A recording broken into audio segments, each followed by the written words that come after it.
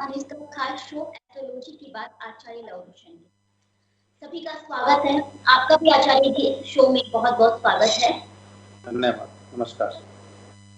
सबसे पहले तो आज हम 15 अगस्त की सभी देशवासियों को और साधना परिवार की ओर से सभी देशवासियों व क्षेत्रवासियों को शुभकामनाएं देते हैं। सभी का दिन मंगलमय हो और स्वस्थ रहे और मस्त।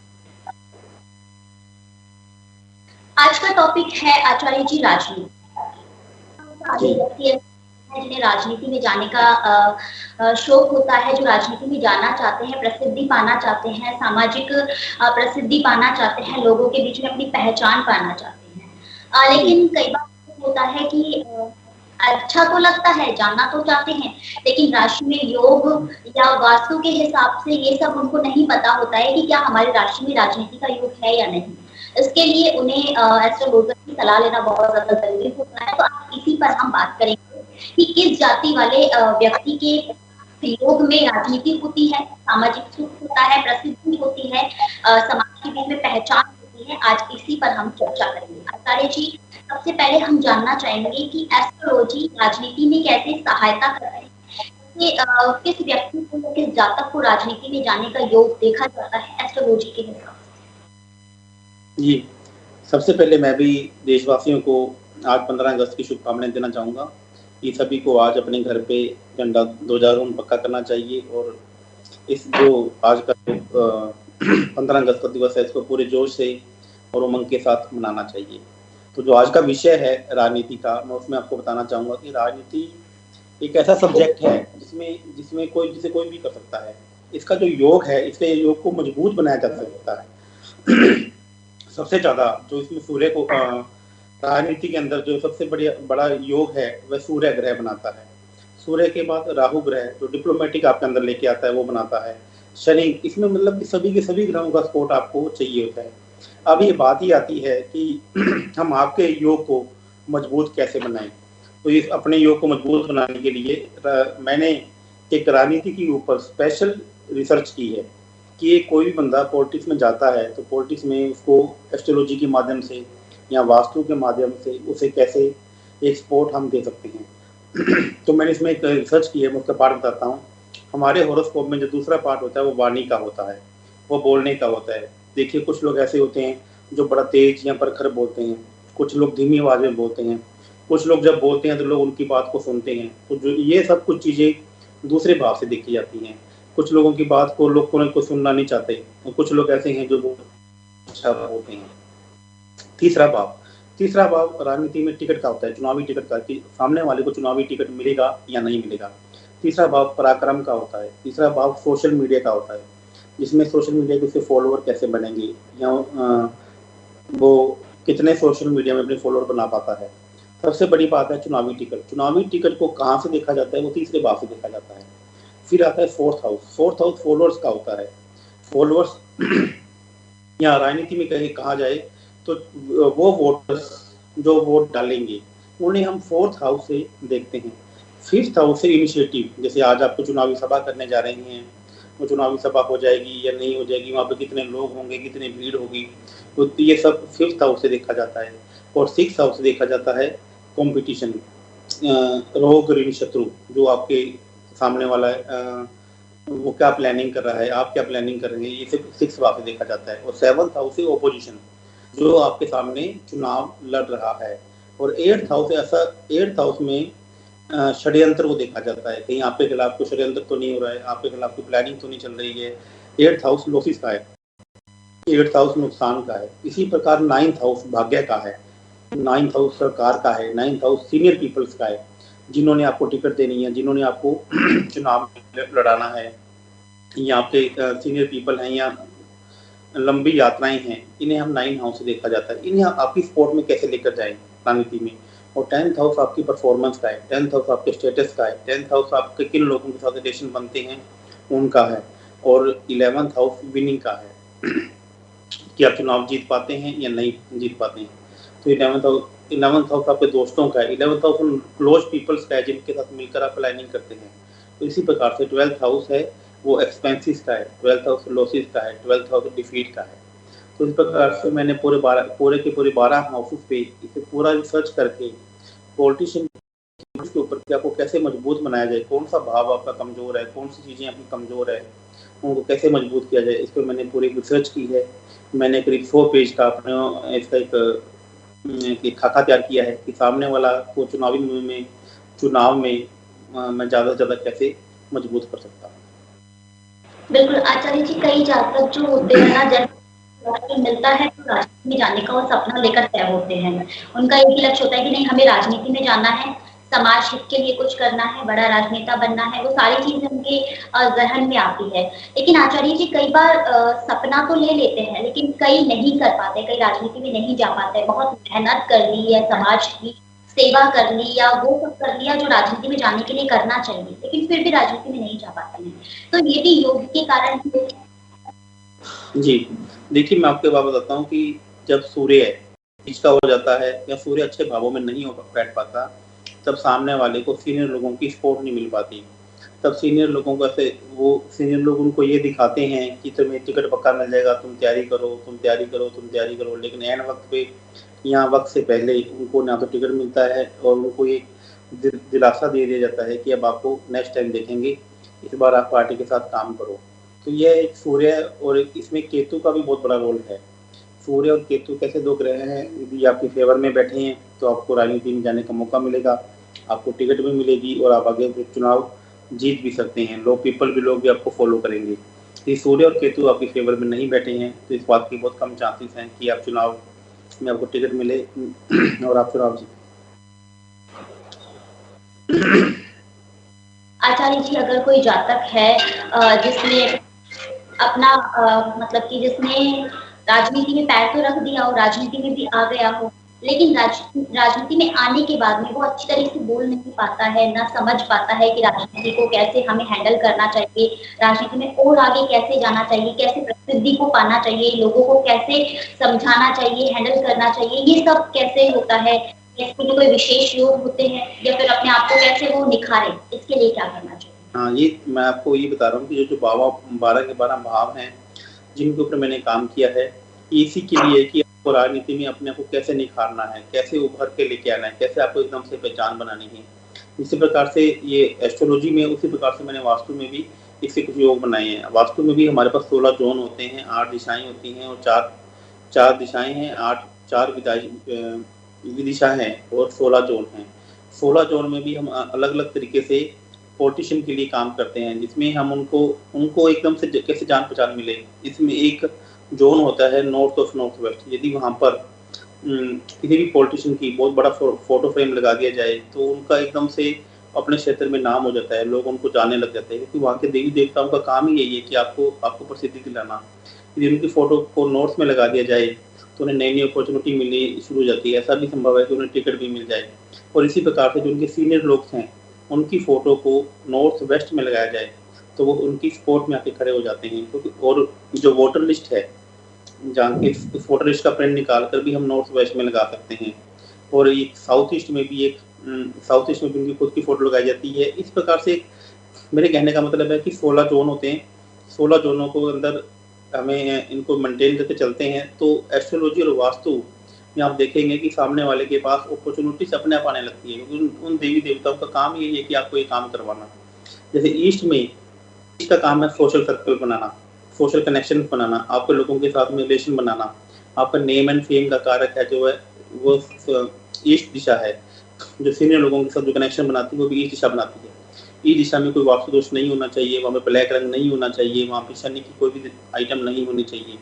और इस प्रकार से जो शनि की दिशा है, वेस्ट दिशा, वो आपको चुनाव जिताती है, वो आपको डिजायर फुलफिलमेंट कहती है। वहाँ पे सूर्य की कोई आइटम नहीं होनी चाहिए, क्योंकि सूर्य और शनि आपस में दुश्मन है। यदि सूर्य के जोन में शनि की वस्तु पड़ी होगी या शनि के जोन में सूर्य की वस्तु पड़ी होगी तो ये आपको प्रॉब्लमेटिक कर सकती है। इसी प्रकार जो साउथ है वो आपको नेम एंड फेम दिलाता है, वो आपको स्ट्रेंथ देता है, वो आपको पावर देता है। तो वहाँ पे हम रेड कलर कर सकते हैं, वहाँ पे ट्रायंगल चीज़ें जला सकते हैं, वहाँ पे आपके सर्टिफिकेट्स लगा सकते हैं, वहाँ पे सीनियर लोगों के साथ में आपकी फ़ोटो लगा सकते हैं। यदि आप ऐसा करते हैं तो वहाँ के देवी देवता एक्टिवेट हो जाते हैं और वो आपके लिए काम करना शुरू कर देते हैं। कभी कभी हमने ये भी देखा है पूजा जी कि कुछ पॉलिटिशियंस एक गलत जोन में सो रहे होते हैं। गलत जोन में सोने से उन्हें क्या इफेक्ट पड़ता है कि वो मेहनत तो बहुत करते हैं लेकिन मेहनत करने के बाद उन्हें फल नहीं मिलता। उन्हें बस एक सेवादार के रूप में ही पार्टी में समझा जाता है। तो यदि वो सेवादार से फॉलोवर से निकल कर एक लीडर के रूप में आना चाहते हैं, तो वास्तु और एस्ट्रोलॉजी उनकी बहुत अच्छे से मदद कर सकती है। उनमें अपने आप में निखार आने लगेगा। नॉर्थ ईस्ट एक ऐसी दिशा है जहाँ पे मैंने देखा कि लोगों में क्लैरिटी ऑफ माइंड नहीं होता कि उन्हें करना क्या होता है, किस तरीके से बात करनी है। यदि नॉर्थ ईस्ट जोन में वास्तु दोष को दूर कर लिया जाए, तो सामने वाले के माइंड में क्लैरिटी ऑफ माइंड आ जाता है कि मुझे करना क्या है, मुझे जाना कहाँ है, मुझे किससे बात करनी है, कितनी नाप तोल के बात करनी है। तो ये सब चीज़ें वास्तु के माध्यम से हम उन स्किल को उनके अंदर डाल सकते हैं। बिल्कुल आचार्य जी, हाल ही में कुछ महीनों बाद में राजस्थान में विधानसभा चुनाव है और अन्य राज्यों में भी है।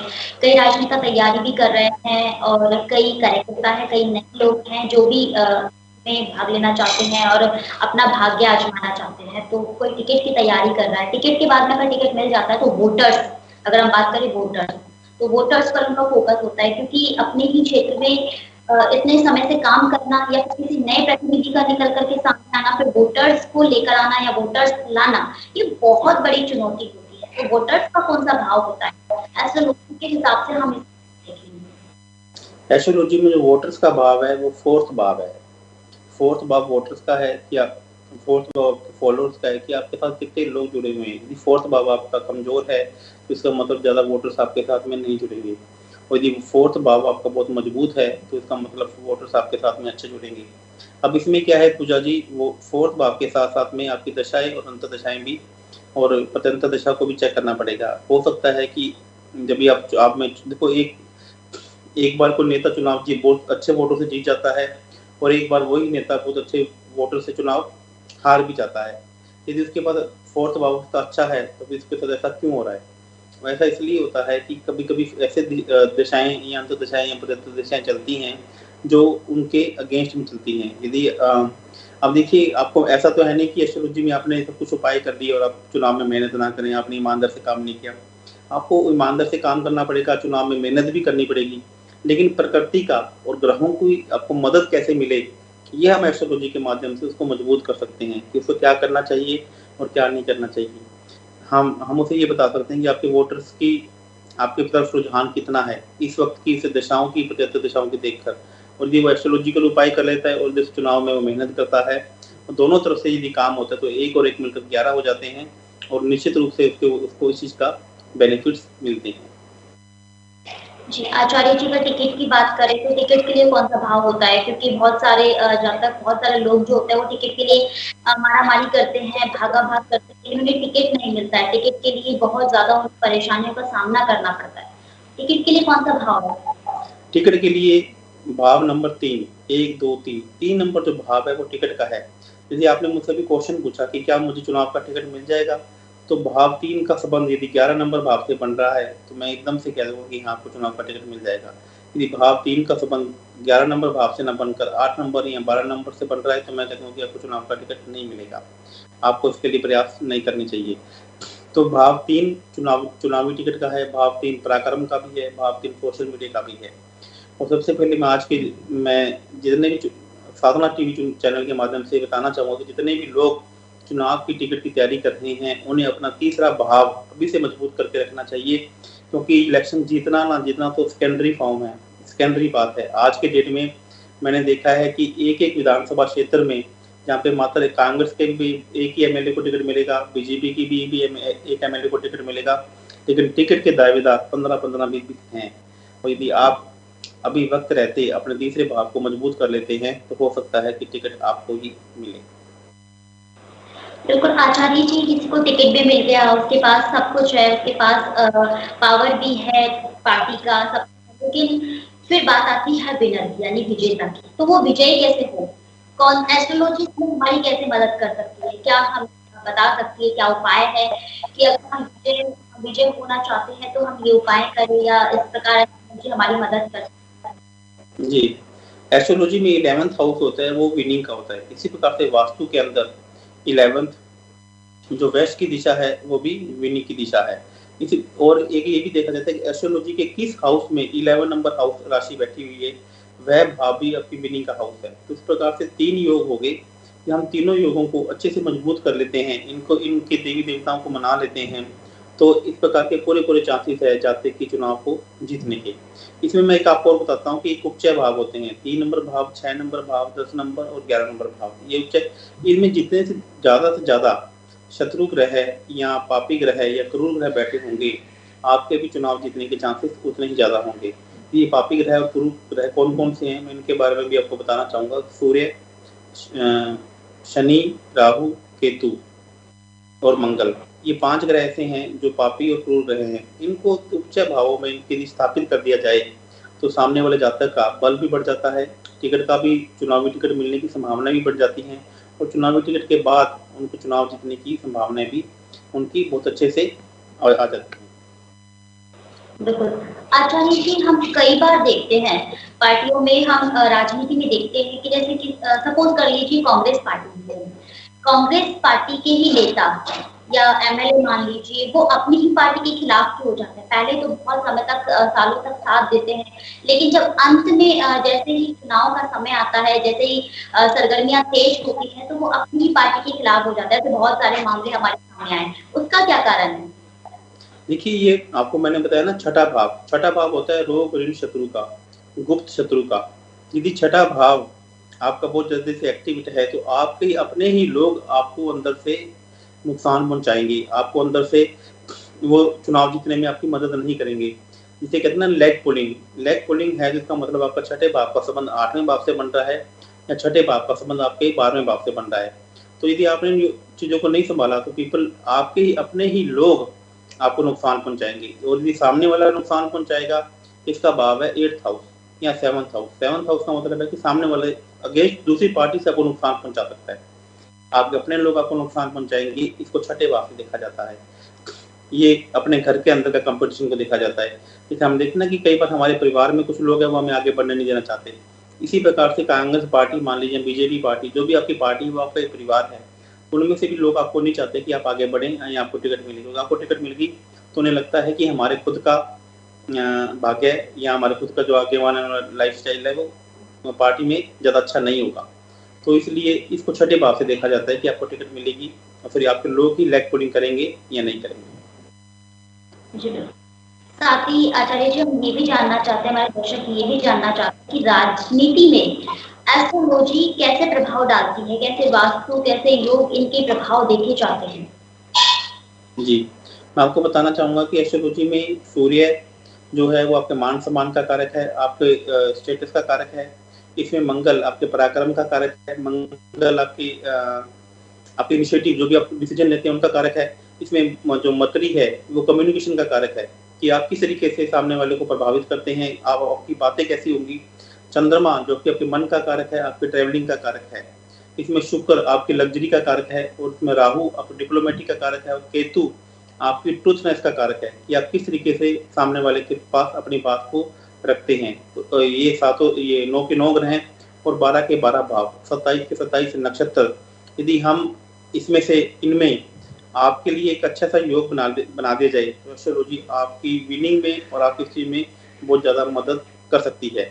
इसमें कोई दो राय नहीं है। मैं आपको पहले बता चुका हूँ कि दूसरा भाव, तीसरा भाव, इन सब के अलग अलग एट्रीब्यूट्स हैं, इनके अलग अलग सिग्निफिकेटर्स हैं। तो यदि आप भी एस्ट्रोलॉजी में आगे जाना चाहते हैं तो आपको एस्ट्रोलॉजी की मदद लेनी चाहिए। एस्ट्रोलॉजी एक ऐसी पावर है, एक ऐसी गाइडेंस है, एक ऐसी कोचिस है। अभी एक बात बताता हूँ, इसमें नंबर्स का भी रोल आता है। जैसे आपने एक मोबाइल नंबर दे रखा है, मोस्टली मैंने देखा जितने भी नेता हैं उनके मोबाइल नंबर में लास्ट में 000 रहता है। यदि ऐसा डिसेंडिंग ऑर्डर में उनके पास मोबाइल नंबर्स हैं तो भी ये प्रॉब्लम क्रिएट करते हैं। उनके पास गाड़ी नंबर कौन सा है, उनके पास हाउस नंबर कौन सा है, या वो उनके नंबर्स देख के मैं बताया जा सकता है कि किस तरीके के लोग आपको मदद करेंगे या किस तरीके के लोग आपको मदद नहीं करेंगे। इसमें नंबर्स के अंदर 3 नंबर, 4 नंबर और 8 नंबर, ये नंबर डिप्लोमेटिक नंबर्स हैं। कुछ लोगों के राजनेताओं में ये नंबर्स नहीं होते। ये नंबर नहीं होते तो उनमें डिप्लोमेसी का मतलब चालाकी, आवाज़ में किस तरीके की सामने से बात की जाए, किस लोगों से बात की जाए कि ताकि उन्हें टिकट मिले। अब सीनियर लोग होते हैं, कई बार कुछ लोग होते हैं वो एक ही नेता के पीछे लगे रहते हैं, सीनियर के पीछे, और लास्ट में उसके हाथ में भी कुछ नहीं होता। तो एक डिप्लोमेसी राजनीति में आनी बहुत जरूरी है, जिसमें आपका सीनियर लोगों के साथ संबंध होना बहुत ज़्यादा जरूरी है। आपके पास 2 से लेकर 3 सोर्स आपके पास होने चाहिए। तो ये राजनीति में आपके पास डिप्लोमेटिक नहीं है, आप नहीं है तो आप इसमें सक्सेस होना आपके लिए बहुत मुश्किल काम हो जाता है। यदि आपको 3, 4 और 8 नंबर की पावर आपको दे दी जाए और जैसे राहु की पावर दे दी जाए तो सामने वाला भी एक अच्छा डिप्लोमेटिक बन जाता है और वह सामने जो टिकट लेने में सफल भी हो जाता है। बिल्कुल आचार्य जी, बहुत ही अच्छी आप जानकारी दे रहे हैं। साथ ही हमारे दर्शक ये भी जानना चाहेंगे क्योंकि वो फील्ड में रहते हैं, बहुत सारे राजनेताओं से उनकी मुलाकात होती है। आचार्य जी, हमेशा देखा जाता है कि कई राजनेता बहुत दयालु स्वभाव के होते हैं, बहुत ज़्यादा इमोशनल होते हैं, भावुक होते हैं कि जनता के साथ कुछ अन्याय होता है तो वो डटकर वहाँ सामना करते हैं, रुक जाते हैं, थम जाते हैं, वहाँ उनकी मदद करते हैं। इतना ही नहीं, सरकार से भी लड़ जाते हैं, अपनी सरकार से अपनी पार्टी लड़ जाते हैं। ऐसे बहुत सारे नेता देखे भी, लेकिन कुछ नेता ऐसे भी होते हैं जो एक बार जीतने के बाद या विजय होने के बाद में फील्ड में या ग्राउंड में अपनी विधानसभा में जाकर भी नहीं देखते हैं। बहुत ज्यादा जो है लोग या जनता उनसे परेशान रहती है। जी पूजा जी, ऐसा भी देखा जाता है। यदि किसी का जो लगन 4 नंबर का है या राशि करक है या फिर सौम्य स्वभाव की किसी की राशि है या सौम्य स्वभाव का लगन है, तो वह जातक फील्ड में भी जाएगा और सबकी बात भी सुनेगा और सुख दुख का साथी भी बनेगा। और यदि किसी की जो लगन है या किसी का जो राशि है वह अशुभ ग्रह की है या क्रूर ग्रह की है, तो वह अपने आप के एटीट्यूड में रहेगा। वह एक अपने नियम अपने सामने एक ऐसा ओरा बना के रखेगा कि आपको मिलना है तो मुझसे टाइम लेके आना पड़ेगा, मैं आपको आऊँगा तो मैं इसी टाइम आऊँगा। तो ये डिपेंड करता है कि उनका जो राशि है, जो उनकी लगन है, वो सौम्य ग्रहों की है या क्रूर ग्रहों की है। सौम्य ग्रह वाला हमेशा गर्दन झुका के चलेगा, वह सामने वाले की बात सुनकर चलेगा। अब सौम्य ग्रह कौन-कौन से हैं? इसमें गुरु आता है, इसमें मंगल, इसमें बुध आता है, इसमें शुक्र आता है।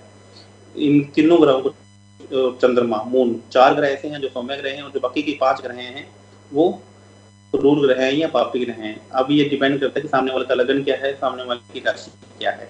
फिर मैं आपको कह रहा हूँ सौम्य ग्रह वाला व्यक्ति हमेशा सामने वाले को झुक के चलेगा, इमोशनली रहेगा, सामने वाले की खुद चलकर आगे आएगा, वो जीवन में भी सादा जीवन उच्च विचार रहेगा।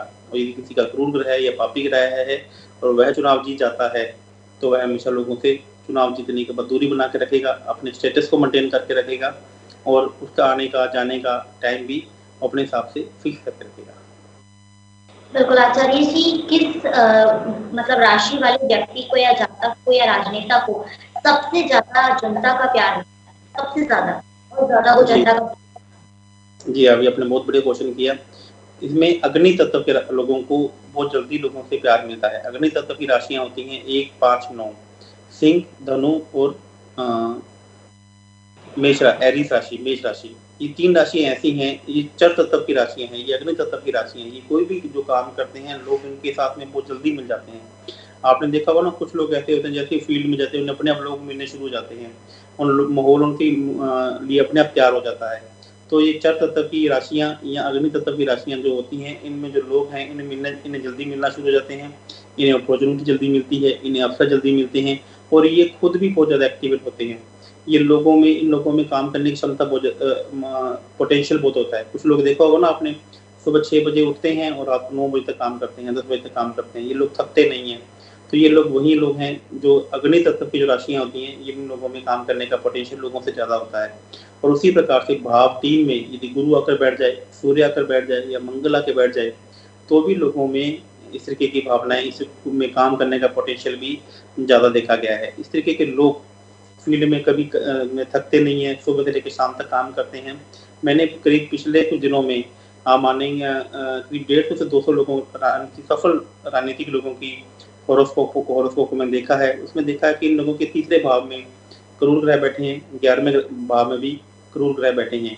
मतलब कि उपचय भावों में इनके 2 से 3 से 4 पापी और क्रूर ग्रह बैठे हैं। जब इनके हॉरोस्कोप में उपचय भावों में 3 से 4 क्रूर ग्रह बैठ जाते हैं, तो काम करने का पोटेंशियल, बॉडी का एनर्जी का लेवल आम आदमी से ज़्यादा हो जाता है।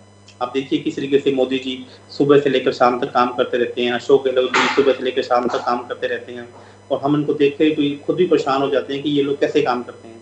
तो पूजा जी, इनमें ये ऐसे योग बनाकर बैठे हुए हैं कि इनके उपचय भावों में 4 से 5 पापी ग्रह पहले से मौजूद है। बिल्कुल, क्योंकि ये तो हुई चलो पुरुष अपने भाग्य ज़रूर आज़माते हैं, लेकिन कई बार राजनीति में महिलाएँ भी अपना भाग्य आज़माती है। वो भी राजनीति में किसी पद पर जाना चाहती है, मेहनत करती है और अपने आप को बनाना चाहती है, सामाजिक प्रसिद्धि पाना चाहती है। तो इसके लिए क्या करना होगा? महिलाओं का कौन-सा योग होता है, कौन-सी राशि विशेष होती है? इसमें महिलाओं और पुरुषों के लिए कोई अलग से नहीं, ऐसा कोई योग नहीं है कि ये महिलाओं के लिए या पुरुषों के लिए योग है। जो पुरुषों के योग हैं, वे सेम महिलाओं के लिए भी एक्टिवेट होते हैं। हाँ, लेकिन आपने अभी क्वेश्चन किया तो मैं इसमें बताना चाहूँगा कि राशियाँ 2 प्रकार की होती हैं, एक मेल राशि, एक फीमेल राशि। आपने देखोगे कुछ लोग ऐसे होते हैं, जो पुरुष होते हुए भी उनका जो नेचर है फीमेल्स की तरह होती हैं, और कुछ फीमेल्स ऐसी होती हैं, जिनका नेचर फीमेल्स होती हुई भी उनका नेचर मेल की तरह होता है। तो 12 राशियों में से 6 राशियाँ ऐसी हैं जो मेल्स की राशियाँ हैं, 6 नंबर ऐसी राशि हैं जो फीमेल्स की राशियाँ हैं। तो मैंने देखा है कि जितनी भी फीमेल्स हैं, जितनी भी महिलाएँ हैं, वो राजनीति के क्षेत्र में आती हैं या बिज़नेस के क्षेत्र में आती हैं, और वो बहुत ज़्यादा परफ़ॉर्म कर पाती हैं, जो खुद मेल की राशि लेकर आई हुई हैं। वो उनका जो स्वभाव है, मेल का मतलब पुरुष का मतलब नहीं है, मतलब यहाँ पे ये माना गया कि उनका स्वभाव, उनका निडर स्वभाव होता है। वह अपने आप को किसी से थकने वाली नहीं है, वो किसी भी पुरुष के सामने आने से शर्माती नहीं है। वो सेम वैसे ही बिहेव करती हैं जैसे इस प्रकार का एक पुरुष बिहेव करता है।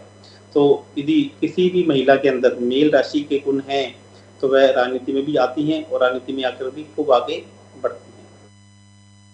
बिल्कुल आचार्य जी, हमारे दर्शक ये भी जानना चाहेंगे कि बहुत सारे नेताओं के मतलब लोग ऐसे होते हैं कि उन्हें बार-बार प्रसिद्धि मिलती है, बार-बार योग करते हैं, वो बार-बार उसी सीट पर आकर बैठते हैं। जैसे कि आप हमारे मुख्यमंत्री जी को ले लीजिए, वो इतनी बार सीएम रह चुके, और कई विधायक भी ऐसे होते हैं जिनको बार-बार मतलब कि अपने ही क्षेत्र में काम करने का मौका मिलता है। तो ये कौन से योग होते हैं? देखिए, ये योग मान लीजिए आपके बहुत मजबूत हैं, तो मैंने आपको पहले ही बताया कि दशाएँ और अंतर्दशाएँ काम करती हैं। यदि आपकी दशाएँ और अंतर्दशाएँ हमेशा आपके फ़ेवर में हैं, अभी मैंने एक कल की बात ही एक जेंट्स की कुंडली देखी जो मुंबई के हैं, बहुत अच्छे पॉलिटिशियंस हैं। उनकी दशाएँ और अंतर्दशा में कोई ऐसी दशा अंतर्दशा नहीं थी, जो उन्हें कमज़ोर कर रही थी। वो हर टाइम पे उन्हें मजबूत पे मजबूत कर रही थी, और अभी तक लगातार वो चाहे किसी भी पार्टी में रहें, वो चुनाव जीतते हैं और मंत्री बनते हैं, चाहे पार्टी कोई भी हो। वो निर्दलीय के रूप में चुनाव जीते हैं और हर किसी न किसी पार्टी में उनको मंत्री बना दिया जाता है। तो अब ये देखो, ये उनके योग हैं, ये उनकी दशाएँ और अंतर्दशाएँ हैं। यदि किस तरीके से आपकी दशाएँ अंतर्दशाएँ हमेशा आपके फ़ेवर में हैं, तो आप हमेशा चुनाव जीतेंगे और हमेशा आपको कोई न कोई पद आपको मिलेगा। और कभी-कभी वो दशाएँ अंतर्दशाएँ आपके फ़ेवर में नहीं होती, तो आप चुनाव नहीं जीत पाते, या चुनाव जीत पाते हैं, तो भी आपको मंत्री पद नहीं मिलता। दशा और अंतर्दशाओं का इसमें बहुत बड़ा रोल है। बिल्कुल आचार्य जी, हम ये भी जानना चाहेंगे हमारी दिशा और दशा को एस्ट्रोलॉजी कैसे कैसे बनाती है, एस्ट्रोलॉजी इसमें कैसे हमारी मदद करती है? क्योंकि कई बार देखा जाता है हमें हमारी दशा बदल गई है, लेकिन दिशाएँ वही हैं। बहुत सारी चीज़ें ऐसी होती हैं जो मुख्य तौर पर देखी जाती हैं, तो इसका क्या कारण है? जी, इसमें एस्ट्रोलॉजी में और वास्तु में शास्त्रों के अंतर्गत इनको ग्रहों को ठीक करने के लिए भी, दिशाओं को भी ठीक करने के बहुत सारे उपाय हमें बताए गए हैं। लेकिन ये उपाय उसके व्यक्तिगत कुंडली को देखकर ही बताए जा सकते हैं। मैं सार्वजनिक तौर से आपके चैनल के माध्यम से एक ऐसा उपाय ऐसे नहीं बता सकता कि आपको क्या करना चाहिए। हाँ, लेकिन क्या करना चाहिए, आप दिशाओं में पूर्व दिशा पे आपको सूर्य का चित्र लगाना चाहिए। 7 घोड़ों के साथ भी लगा सकते हैं, 2 घोड़ों के साथ भी लगा सकते हैं। मंगल की दिशा में आपको अपने सर्टिफिकेट्स लगाने चाहिए, जिससे आपकी पराक्रम को मजबूत होगी। साउथ वेस्ट दिशा में आपको ऊंची-ऊंची इमारतों की फ़ोटो लगानी चाहिए। वेस्ट दिशा में आपको एक ऐसा फ़ोटो लगाना चाहिए कि जिसे ओल, लक्ष्मी जी का ओल आता है, वो लगा सकते हैं। ऊंची-ऊंची इमारतें वेस्ट में भी लगा सकते हैं। नॉर्थ वेस्ट में आप वोटर्स की लिस्ट को रख सकते हैं। एनएनडब्ल्यू में आप अपनी फ़ोटो लगा सकते हैं। नॉर्थ में एक पानी का झरना लगा सकते हैं। इस तरीके से आप बहुत सारे रूल्स हैं, आर्टिफैक्ट्स हैं, जो आपके हॉरोस्कोप को देखे और आपके पर्सनल आपसे बात करके कि आपको चाहिए क्या, आप चाहते क्या हैं, आप क्या चुनाव जीतना चाह रहे हैं, या पॉलिटिक्स में बात कर रहे हैं, या अलग तरीके से उसके ड्रीम्स को देखकर हमें ये तय करते हैं कि किस तरीके के आर्टिफैक्ट्स, ये किस तरीके के देवी देवताओं को आपके लिए काम करना है, कौन से देवी देवता को आपके लिए लगाना है। हमने आपको बताया कि जब वास्तु के अंदर, एस्ट्रोलॉजी के अंदर 33 कोटि देवी देवता और 12 दानव होते हैं। हमें ये देखना पड़ता है कि कौन सा देवी देवता इसके लिए आपके लिए परफेक्ट है, और उस देवी देवता की पूजा करके या जो उपाय कुंडली में बताए गए हैं उनको करके ऐसा कर लिया जाता है, तो वो देवी देवता आपके लिए काम करना शुरू कर देते हैं। बिल्कुल आचार्य जी, हम ये भी जानना चाहेंगे कि राजनीति में जैसे कि बीजेपी और कांग्रेस है, इनकी शत्रुता है, तो इनके भी क्या योग है? बीजेपी और कांग्रेस की शत्रुता के योग, देखिए एक आप सामने देखिए कि बीजेपी या कांग्रेस ये दोनों अपोजिशन पार्टी हैं। जैसे आप भारत और वेस्ट इंडीज का मैच हो रहा है, एक तरफ भारत है, एक तरफ वेस्ट इंडीज है। तो ये इनका इसको आपकी अपोजिशन को हमेशा 7th हाउस से देखा जाता है। जैसे आपका दो टीमों के मैच होते हैं, एक टीम को भाव 1 से देखा जाता है, एक टीम को भाव 7 से देखा जाता है। यदि आपकी अपोजिशन आपकी टक्कर किससे हो रही है, तो उसका भाव 7 है और आपका भाव 1 है। तो इसके योग इतने सही है कि 7th हाउस मजबूत होगा तो सामने वाला जीतेगा, और भाव 1 मजबूत होगा तो आप जीतेंगे। 7th हाउस के जो ग्रह या अंतर्दशाएं अच्छी होंगी तो उसके उस तरीके से काम करेंगे, और आपके अच्छे होंगे तो आपके तरीके से काम करेंगे।